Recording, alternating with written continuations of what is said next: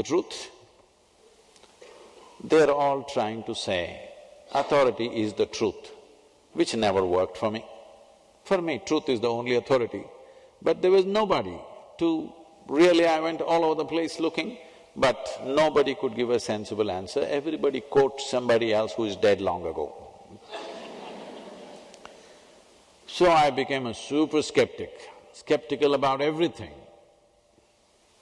So when you become so skeptical, somewhere within you, you also become aloof. I'm very engaged with society around me, very active in the world, but within myself very aloof. Then this restlessness of wanting to find something initially made me cycle around South India, then I motorcycled, crisscrossed India a few times. National borders always stopped me and I didn't like it. So I came back determined I will make necessary documents to cross the national borders and make enough money so that I can just ride away. Planet is round and simply ride away somewhere. So I started a business, became very successful, started one more, half a dozen businesses going. In a short span of time, I was far more successful than people would normally expect in a brief period of time. Not like today, somebody makes $1 billion in 3 months, not that kind of success, but for those days, for brick and mortar business, successful. So everything that I do is working well and all people around me are clapping their hands and say, "You're great." Slowly the planets are beginning to revolve around me. They left the sun and they were going around me. So super skeptical and slowly becoming very cocky. Because everything that you do is working and you kind of… this. So one afternoon between two business meetings, I didn't have nothing much to do. Is there anybody familiar with Mysore city? Whoa, not bad. So this is a small little culturally rich city in southern India and there's a hill, it's called the Chamundi Hill. As I grew up in this city, right from my childhood, if I want to trek, we trek Chamundi Hills, we want to camp, we camp Chamundi Hills. When I grew up, we want to test our motorcycles up the hill. If you want to party, Chamundi Hill. If you fall in love, we have to go up Chamundi Hill. If we fall out, again we have to go Chamundi Hill. If you have nothing to do, Chamundi Hill. So that afternoon I had 1.5 to 2 hours break, I had nothing much to do. So without even thinking, I just rode up Chamundi Hill. Because I would rarely get off my motorcycle. So, just went up Chamundi Hill. So parked somewhere halfway up and as I know the hill very well, I climbed up a little bit and sat on a rock. My eyes were still open. Till that moment, I thought, this is me and that is somebody. I have no issues with that somebody, but I have no business either. This is me, that's somebody else. Being peaceful and happy has not been an issue, everything is working out well, you're young and there's really no issue as such. I'm just sitting there with my eyes open. Suddenly I did not know which is me and which is not me. What was me was just all over the place. The very rock on which I was sitting, the air that I was breathing, the atmosphere around me, what was me had just exploded all over the place. I thought, this madness lasted for about 10-15 minutes. When I came back to my normal senses, it was about 4.5 hours gone by. For the first time in my adult life, tears. Me and tears were impossible. I was like that. But here, tears for the entire 4.5 hours, my shirt is all wet. As I sit there, every cell in my body is exploding with ecstasy. I'm just dripping ecstasy. I stayed like this for a few days. And when I shook my head and asked my skeptical mind, what could be happening to me? My mind said, maybe you're going off your rocker. So I consulted a few close friends. What could be happening to me? Something is happening to me. They said, come on, what did you drink? What did you pop? You know. So I knew there was no context anywhere around me for what was happening within. All I knew is, I've hit a gold mine, I don't want to miss it for a moment. So as I sat like this, dripping ecstasy, time would just flip. I think it's 2 minutes, 7, 8 hours gone by. I think it's just a few minutes or an hour. Days have gone by. Sometimes I sat in the same place unmoving for days on end, not even knowing it is days. Then I thought, this is it.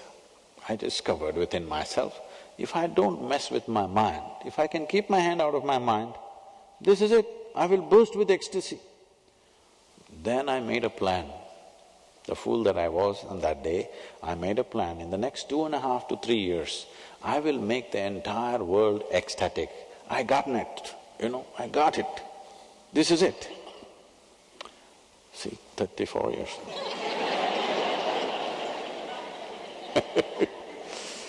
34 years. Well, we have touched a little over 100 million people, but that is not my idea of the world. The world is 7.3 billion people.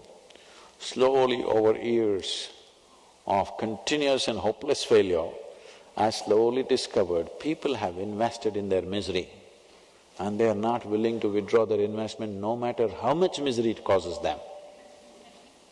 Yes? Otherwise, it's just your mind. Right now, you can think what you want, isn't it? Hello? You can think what you want, but how much pain and misery people are causing to themselves, within themselves, is unbelievable. I don't know to what extent you are exposed to human misery. Every day I'm meeting thousands and thousands of people. Unbelievable variety of misery people are manufacturing for themselves. Tell me one thing that human beings are not suffering. If they are poor, they suffer their poverty. Make them rich, they suffer the taxes. They're not educated, they suffer that. Put them to school, endless suffering. Not married, they suffer that. Get them married. I didn't say anything. I did not say anything, okay? No children, they suffer that. Give them children, daily suffering. Tell me one aspect of life that human beings are suffering. If they do something, they'll suffer. If they don't do anything, they'll suffer. This happened in 1924. There was a bishop in the Greek Orthodox community. You know Greek Orthodox? Not much in United States, I think. You are. Can I tell you something? Is it okay? So, Greek Orthodox community has their own pope in Istanbul. Generally they believe they are the only true Christians, rest are no good. They have a belief that they are the real followers of Christianity, others are whatever. So they have their own pope and their own establishment in Istanbul. Being in Istanbul, on the Silk Route, all kinds of mystical stories have been wafting across Bosphorus for a long time. So this bishop, from an early age, he had heard so many mystical, magical stories from India, he always wanted to go there. But being a man of cloth, he could not decide where to go and where not to go. Over 60 years of age, now semi-retired, he got an opportunity to go to southern India. He wants to meet a genuine mystic, he wants to meet a real yogi, not stories. So he went and asked around, somebody guided him, you go up this mountain, there in a cave there is a yogi, he is the man you want to meet. So our bishop made the journey up the mountain. Mountains know no kindness, okay? They are not kind to you. They will expose you like anything. You should see all kind of heroes who come with me to trek in Tibet and Nepal. Suddenly the strong men will just collapse because mountains are not kind. So he was not built for mountains and he struggled, huffed, puffed, got there. Then he saw this yogi sitting in front of the cave. The yogi was sitting blissed out. He saw him and he had heard that when you see a yogi, you must prostrate. But there were obstructions. So with great difficulty, he went down, balanced on his belly and scraped himself, and somehow huffing, puffing, he sat down. Hearing all this commotion, the yogi opened his eyes and smiled. Immediately the bishop asked, "Can I ask you a question?" The yogi said, "By all means." The bishop asked, "What is life?" You should have asked this question when you were 8. Yes, what is life? If you missed it in your play or in your playfulness, at least when you were 16, when there was so much confusion about many things, you should have asked the damn question, what is life? But now over 60, but it's good, because so many went to their grave without ever asking the question. At least you're asking the question now, it's great. When he asked this question, what is life? The yogi went into raptures. He said, life is like the fragrance of jasmine upon gentle spring breeze. The bishop looked at him like this, what? Life is like fragrance of jasmine upon gentle spring breeze? My teacher told me life is like a thorn. Once it gets into you, if you sit it hurts, if you lie down it hurts, if you stand up it hurts. If you do something it hurts, if you don't do something it hurts. And you are saying life is like the fragrance of a jasmine upon gentle spring breeze? The yogi smiled and said, well, that's his life.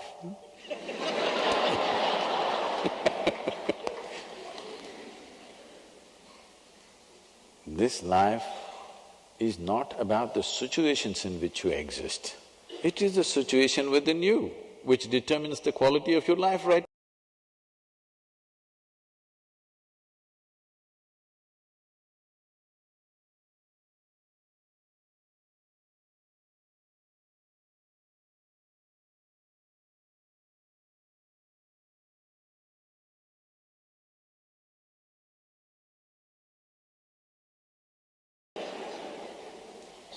Only monkeys will happen. To this mind somebody taught you, do not think about bad things. Well, that's a full-time job. Because if you say, I don't want something, only that'll happen in your mind, isn't it? I'm saying, without understanding the fundamentals of the nature of our own faculties, we are trying to somehow blunder through life. We have good intentions, of course. We've always been trying to produce good people on the planet. This has been the biggest mistake. Right now, you say, I'm a good man. How I became good is, he's not okay, she's not okay, he's not okay, she's not okay, he's not okay. Compared to these people, I'm a good man. Suppose you were the only person on this planet, would you know whether you're good or bad? Hello? But you would still know whether you're joyful or miserable, isn't it? Have you noticed when you're joyful, you're very generous, very flexible, you're willing to do anything that is needed in your life? Yes? Little, slightly depressed, can we get you going? Huh? That will take a lot of gas to get you going, isn't it? When you're little miserable, very difficult to move you. You're joyful, you're willing to jump and do everything that's needed around you. And this is the fundamental of our life. In our life, if we do not do what we cannot do, no problem. But if we do not do what we can do, we are a disastrous life. And this is what is happening when there is no joy in your life. When joy is not a constant companion with you, when your life is not an expression of joy, then you will not even do what you can do because the fear of suffering. If you do not remove the fear of suffering, you will never walk full stride in your life, only half steps. What will happen to me, what will happen to me is all the issue. If you have an assurance that whatever happens with your life, this is how you will be, If this assurance was there, would you explore life in much more profoundness than the way you're doing right now? Yes or no? First of all, let's decide, have you come here to experience life or to dodge life? You must decide this. Because if you want to dodge life, you must jump into the lake. To be alive and to dodge life is very difficult. The best way to dodge life is to be dead, isn't it? Hello? If you want to avoid life, the best thing is to be dead. If you're alive and try to avoid life, it becomes misery. Yes or no? And you… see, let me ask you a simple question. When you were 5 years of age, how joyful and exuberant you were, and today how joyful and exuberant you are, has it gone up or gone down? Gone down. See, with age, physical agility may go down, but aliveness need not go down, isn't it? Aliveness is going down means like you do everything in installments, you're also committing suicide in installments, slowly killing yourself part by part. I'm saying you don't have to practice death, because death is super efficient. When it happens efficiently. You don't have to practice it from now on, will I do it properly or not? That problem is only with life. However we do life, there is still something more to do. There is still room for improvement, isn't it so? It doesn't matter how well you do it, is there still room for improvement? This is the problem of life. This is not a problem of death. You don't have to walk around with a grave face like that, like you're preparing. This posture will naturally come to you. If you don't get it, the undertaker will get you there. Suppose you die like this in ecstasy, he will anyway put you like this, otherwise you won't fit into the box. Do you have to practice this right now? Yes, this is happening. I was talking to a group of people at the Princeton University, a little over 250, 300 people, and I looked around, very grave-looking faces. Particularly in a university, I don't know if it's a weight of knowledge or something. Except a handful of young faces which looked bright and exuberant, rest were all like this. Then I asked, why are all these people over 30 years of age carrying such long faces? One lady stood up and said, they're all married. I thought people are getting married to multiply their joy. If they're getting married to multiply their misery, we need to make a law about this. If they're spreading misery in the world, there should be a law against it. Yes or no? Now, being joyful is not a consequence of the situations in which you exist. Being joyful is a consequence of how you are within yourself. Whether your system takes instructions from you or not. There are many ways to look at this.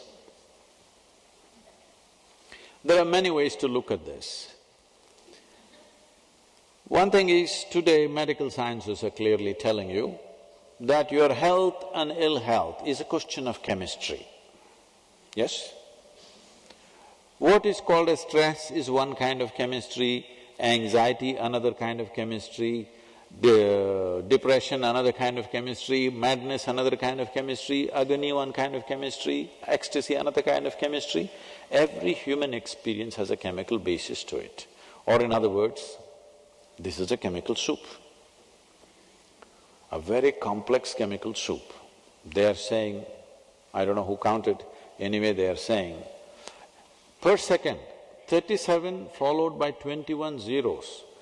That many chemical reactions are happening in your body. Just to give you a perspective, 12 zeros means a trillion. So 37 followed by 21 zeros, that many chemical reactions in this body per second. This is too complex a chemical soup, isn't it? The question is only, is it a great soup or a lousy soup? Yes? If I give all of you the same soup-making ingredients, do you believe that all of you will come up with the same kind of soup? 2,000 varieties of soups will come, the same ingredients. That's all that's happened here. That's all that's happened here. All of us are fundamentally same life-making material. See in how many ways we made ourselves. Yes? Essentially same material, isn't it? So now the soup-making skills, there may be someone here, just instinctively, they turn out a great soup. But I'm asking you, is it possible that we can make a science of making a good soup? Yes or no? With a little observation and approach, can we understand how to make a good soup? Possible or no? Somebody may be just doing it out of individual flair, but if we work on it, we can definitely make a science of how to produce the best soup, isn't it? Similarly with this, if you pay enough attention to this, if you turn inward and notice the nature of your experience, the seat of your experience, the source of human experience is within you. If you take charge of that, you will create the kind of experience that you want. You already told me you want the highest level of pleasantness. To be peaceful, to be joyful, to be in a pleasant state of experience is something that everybody is seeking, isn't it? No, I'm not interested in all this, I want to go to heaven. Why you want to go to heaven? Because the advertisements have always said it's a very pleasant place. If they told you God lives in heaven but it's a horrendous place, would you want to go there, I'm asking you? No, it's a pleasant place. Anyway, what is in heaven? Shall we explore heaven a little bit?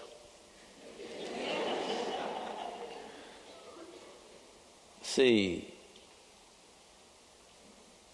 in Hindu heaven, food is very good. If you're a foodie, you must go to Hindu heaven. Best food. In another heaven, there are those white-gowned ladies floating in the clouds. If you like that kind of ambience, you must go there. If you go to another heaven, you will encounter virgin problems. If you like that, you can go there. But what is the qualification for you to get there? This happened in Alabama. The Sunday school teacher was going on full fire.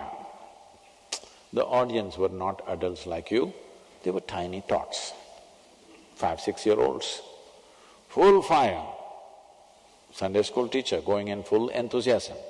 Then he asked with a booming voice, "What do you have to do to go to heaven?" Little Mary stood up and said, "If I scrub this church floor every Sunday, I will go to heaven." Absolutely. Another little girl stood up there and said, "If I share 50% of my pocket money with my less privileged friend, I will go to heaven." Correct. Another little boy stood up there and said, "If I help those who are in need, I will go to heaven." Correct. Little Tommy in the back bench stood up and said, "You gotta die first."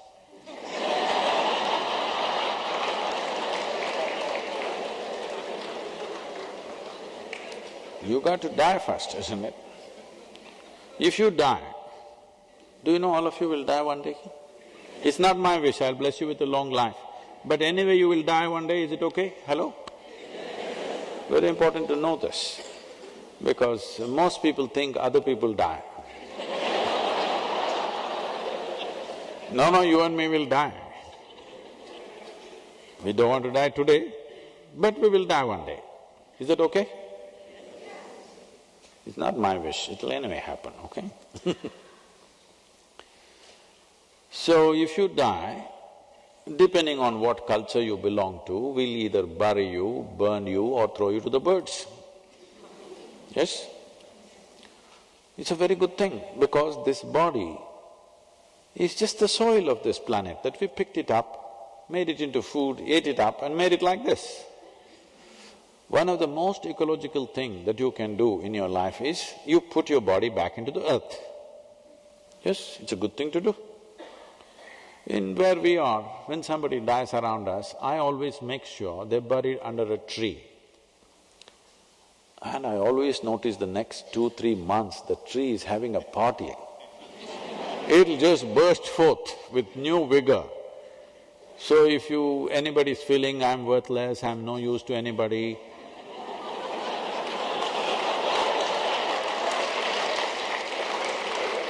don't have such fears. And if you have this fear of failure, if I fail, what will happen in this life? Believe me, nobody will fail, everybody shall pass. Nobody will be detained because you didn't do well. Anyway you shall pass, isn't it? Now, for the first time in the history of humanity, more human beings are beginning to think for themselves. For many millennia, your priest, pandit, guru, scripture, somebody else thought for you. For the first time, a huge number of people, a large segment of the population is beginning to think for themselves. Once you think for yourself, whatever comes towards you must be logically correct, otherwise you cannot swallow it. Yes or no? You're already having the struggles, isn't it? It must be logically correct, otherwise you cannot swallow it. If somebody thrusts it down your throat, you will have indigestion.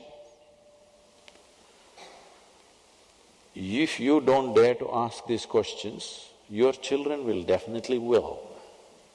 In the next 25 to 30 years' time, you will see heavens will collapse, because if you ask a few questions, it will collapse. In the sense, see, you lost your body here and then you went to heaven without a body. Once you don't have a body, what do you do with good food and virgins, I'm asking? These are all problems of the body, isn't it? You don't have a body. Where are you going to throw good food and how are you going to run after the virgins? I'm saying if you ask two, 3 questions, everything will collapse. Even if you don't have the courage to ask, the next generation is going to ask these questions. Once these questions asked, heavens will collapse. We have managed humanity like this for a long time. Human longing to experience something more, we always told them, don't worry, you are miserable here, it doesn't matter. When you get there, everything will be fantastic. Future generations will not buy this from you. They're not going to buy this. You notice your children won't buy this from you. Once heavens may collapse, but human longing to experience something more will not go. When this happens, you will see a large segment of the population moving towards chemical solutions. Already it's happening, big time in the world. In the last 25 to 30 years, the way the populations have moved towards chemicals to manage healthfulness, peacefulness, their joyfulness, they have moved towards chemicals in a big way. I was in New York City with a large group of people and I asked them, what percentage of people in New York City can sit quietly in the evening without even a glass of wine? I'm taking a glass of wine as minimum dose. A whole lot of people need many more things. They go into a debate and they say, 5%. I said, okay. About 7 weeks ago, I was in London, a very prominent group of people. I asked them, what percentage of people in London city can sit peacefully in the evening without even a glass of wine? They say less than 1%. 70% of the American population is on prescription medication. Another 30%, of course, buying things off the back street.